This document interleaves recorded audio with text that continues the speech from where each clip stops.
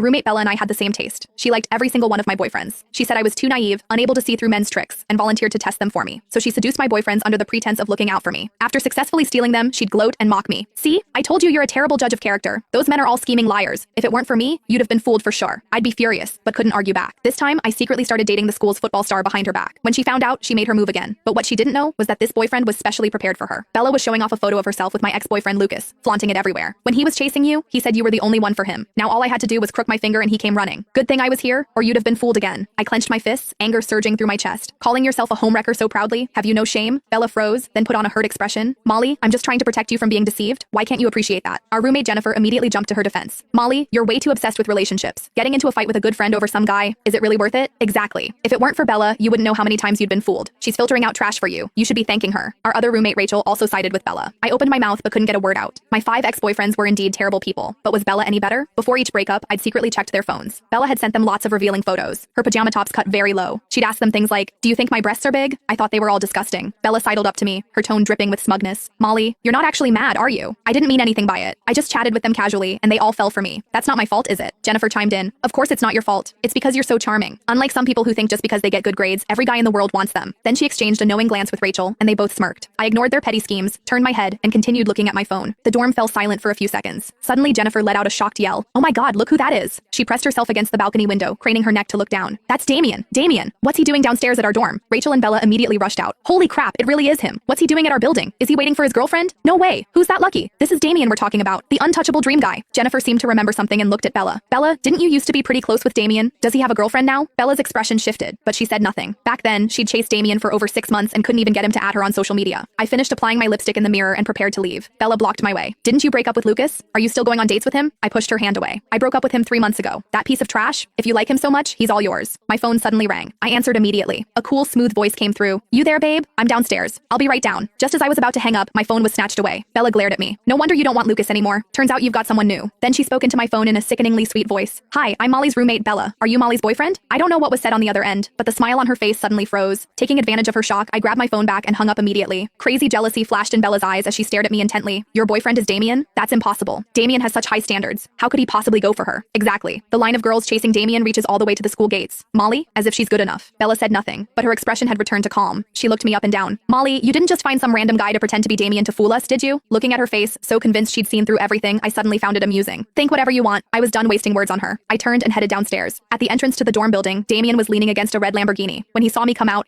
scattered sunlight fell on Damien. He really was handsome. No wonder Bella had chased him for 6 months. And that was precisely why I'd agreed to date him. "Did you wait long? Just got here. Get in."